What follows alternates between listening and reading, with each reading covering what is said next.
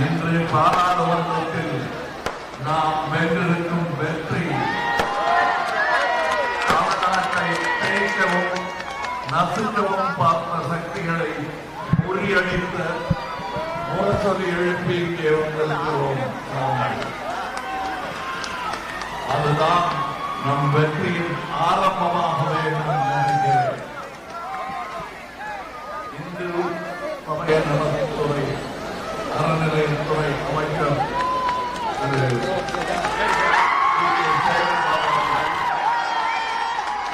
அவர் மாட்டு வேலையை செஞ்சுட்டே இருப்பாரு. 79 கோயில்களுக்கு 79 கோயில்களுக்கு குடமுழுக்கு செய்தவர்கள். அதுல என்னங்க பெரிய விஷயம்னா ராஜராஜ சோழனை விட ஜாஸ்தி இவர் செஞ்சிருக்காங்க. அதெல்லாம் வேண்டாம், தமிழ்நாட்டுக்காக செய்கிறேன் என்கிறார். அதுதான் நல்ல உள்ளம். அப்படி நல்ல உள்ளங்கள் நிறைய பேர் இருக்கும் கட்சி திராவிட முன்னேற்ற கழகம். அது எப்படி அவ்வாறு ஆயிற்று என்பதை சிறு வயது முதல் நான் பார்த்துக் கொண்டிருக்கிறேன். 3 தலைமுறைகளாக எனக்கு திராவிட முன்னேற்ற கழகத்துடன் தொடர்பு இருக்கிறது என்பது மறைக்க முடியாத, மறுக்க முடியாத உண்மை. மூத்த வழக்கறிஞர், விடுதலை தொகுதி பார்வையாளர் திரு ICF முரளிதரன், குளத்தூர் கிழக்கு பகுதி செயலாளர் திரு நாகராஜன், குளத்தூர் மேற்கு பகுதி செயலாளர் ஆகியோர்தான் இந்த கூட்டம் மற்ற கூட்டங்கள், விபத்துகள் நடக்கும் கூட்டங்கள் போல் இல்லாமல் அற்புதமாக இத்தனை மக்கள், பெண்கள் கூடியிருக்கும் அற்புதமாக நடந்து கொண்டிருக்கிறது. திராவிட முன்னேற்ற கழகத்தின் சார்பாக எனக்கு, எங்களுக்கு தரப்பட்டுள்ள உரைக்கெடுப்பாளர் திரு அழகிரி சதாசிவம் அவர்கள், மாநில துணை செயலாளர் ITV, இது போக மக்கள் நீதி மையத்தின் சென்னை மண்டல செயலாளர் திரு மயில்வாகனம் நடிகர், MNM கட்சி நிர்வாகிகள் MK Suresh, Saravanakumar, president Nancy, Rajendran ஆகியோர்கள் என்னை போலவே தன்னலமில்லாமல் தமிழ்நாட்டுக்காக இங்கே கூடியிருக்கிறார்கள். அவர்கள் பிடித்திருக்கும் கொடி கட்சிக்காக மட்டுமல்ல, தமிழ்நாட்டுக்காகவும் நாளை மலரப்போகும் திராவிட முன்னேற்ற கழக ஆட்சியை வாழ்த்துவதற்காகவும் இங்கே உயர்ந்திருக்கு. சரி, எதுக்கு இந்த ஆட்சி நீடிக்க வேண்டும் என்பதை கொஞ்சம் யோசிச்சு பாருங்க. சொன்னதை செய்தவர் அது என்ன நினைச்சாரு, நாங்க செய்யாதது என்னோட வாய்ப்பு. நான் சொல்றேன், தமிழகத்திலேயே முதல் இடம், இந்தியாவிலேயே முதல் இடம் பிடித்திருக்கும் தமிழ்நாடு என்ற பெயர் எப்போது வந்தது என்று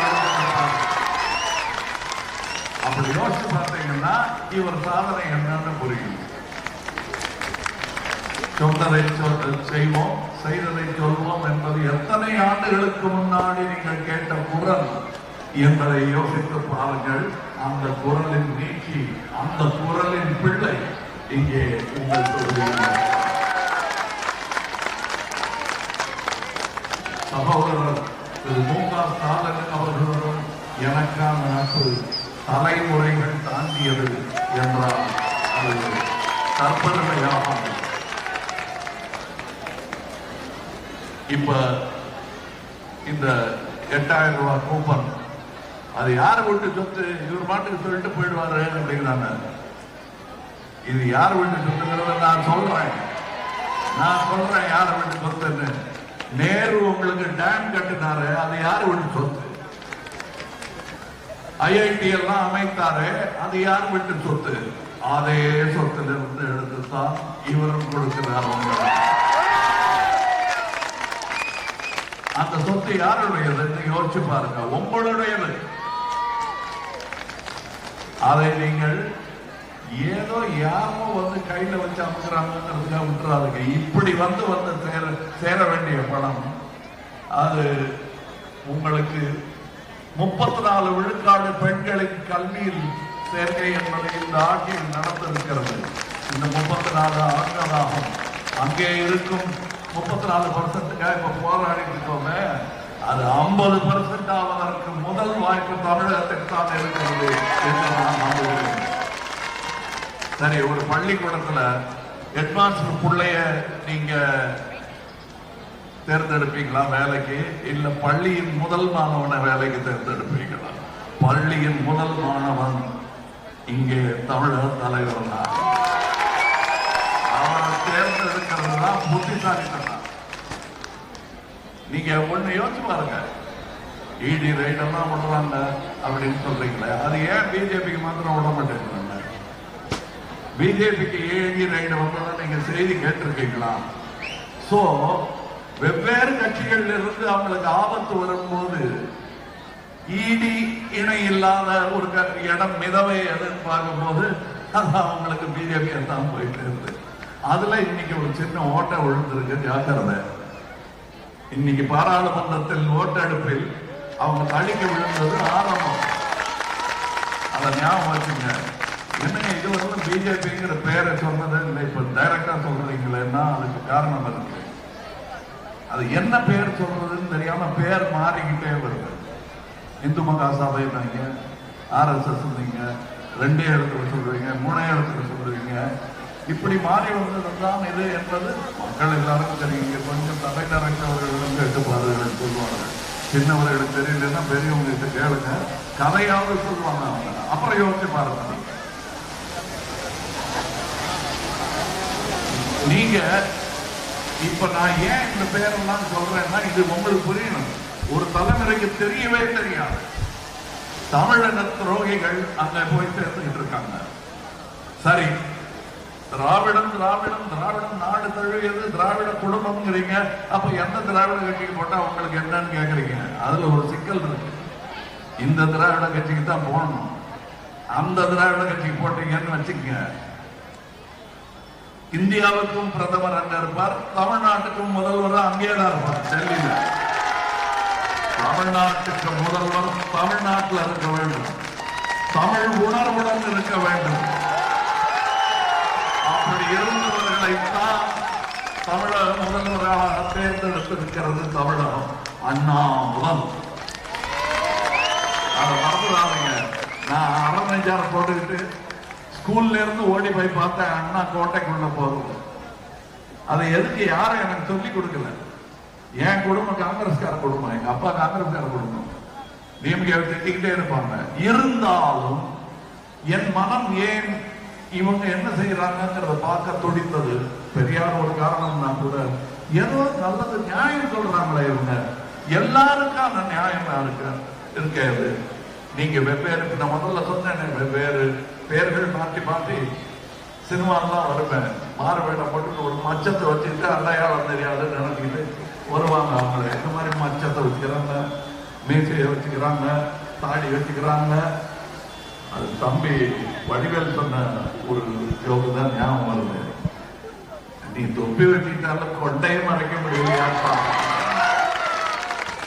அந்த கொண்டை தெரியுது எங்களுக்கு, அது உங்களுக்கும் புரிஞ்சிருக்கும். இப்ப அதை நம்பிக்கிட்டு நீங்க போய் தமிழினத்துக்கு துரோகம் பண்ண நினைக்காதீங்க. புரியுதுங்களா? அது இளைஞர்களிடம் சொல்லுங்கள். இதுவரை ஓட்டு போடாதவங்க கிட்ட கொஞ்சம் பெரியவங்க சொல்லுங்க. அது டிஎம்கே காரணமா தான் இருக்கணுங்கிற அவசியம் கிடையாது. அறிவுள்ளவனா இருந்தாலே போதும். காலேஜுக்கு போகும் தகுதியை பெற்ற பெண், அந்த பெண் சொல்வாள், ஒதுக்கி வைக்கப்பட்டிருந்தவர்களுக்கெல்லாம் இடம் கொடுத்திருக்கிறதே இந்த அரசு. அவர்கள் சொல்வார்கள், இந்த அரசு எப்படி நிறுவப்பட்டது என்பதை பின்னோக்கி பார்த்தீர்களேயானால் அந்த நீட்சி நீதி கட்சி வரையில் போகும். அந்த சாயல்ல தான் என் கட்சியில நீதிங்கிற வார்த்தை இருக்கு. இதே வண்ணங்கள் அதிலும் இருக்கு. இது திராவிட குடும்பம் என்பதோட அர்த்தம் போக போக போக உங்களுக்கு புரியும். இல்லைன்னா எதுக்காக இங்க வந்து தேர்ந்தெடுக்க? நான் ஓட்டுக்காகவா? இல்லை, எனக்கு என்ன ஓட்டு, சீட்டு. இது நமக்கான ஓட்டு. அதுக்காக தான் நான் இங்க வந்து நிக்கிறேன். இதுல என்ன, என் ஷூட்டிங் எல்லாம் அப்புறம் பாத்துக்கலாம். என்னை வாழ வைத்த தமிழகம் என்னை மீண்டும் வாழ வைக்கும் என்ற நம்பிக்கை எனக்கு இருக்கிறது. ஆனால் இப்பொழுது நான் என் கடமையை செய்ய தவறினால் தமிழகத்தை சூழ்ச்சி சூழ்ந்திருக்கும் வேளையில் நான் இந்த கடமையை செய்ய தவறினால் நான் தமிழன் என்று மாறுபடுத்திக் கொள்ள முடியாது. 23 உங்கள் சின்னம் எதுவாக இருக்க வேண்டும்? கேட்கல, சத்தமா சொல்ல. நான் மைக் வச்சிருக்கேன், உங்களுக்கு மைக்கு கிடையாது. உங்களுக்கு இருப்பது உங்கள் உணர்வும் நீங்க ஓட்டு போட போற பட்டியல் தான். அதையும் தொட்டு பார்த்து விழுந்துதா விழுகலையாங்கிறத கவனிச்சுக்கிட்டு போடுங்க. அங்க இருக்கிற உங்கள் பேர் விடுபடாமல் இருப்பதற்கான எல்லா போராட்டங்களையும் திராவிட முன்னேற்ற கழகம் நடத்தி கொண்டிருக்கிறது. மற்ற கட்சிகளும் நடத்தி கொண்டிருக்கிறார்கள். என் கட்சி ஆரம்பிக்கும் போது வந்த தலைவர், ஆம் ஆத்மி பார்ட்டியின் தலைவர், கோர்ட்ல நின்று டைரக்டா கேட்கிற கேள்விகளை எல்லாம் நமக்கு கிடைக்கும் வெற்றியாகத்தான் நினைக்க வேண்டும், இந்தியாவுக்கு கிடைக்கும் வெற்றியாகத்தான் நினைக்க வேண்டும்.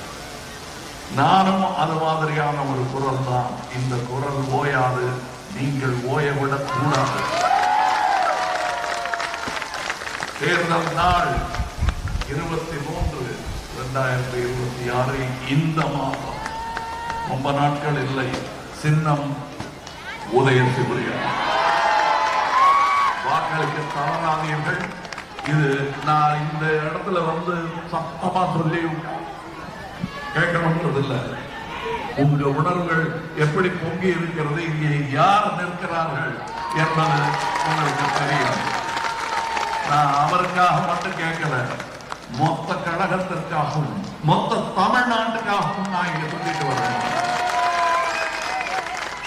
தலைவன் இருக்கின்றான் என்ற என் பாட்டு உங்களை விரைவில் வந்து சேரும்.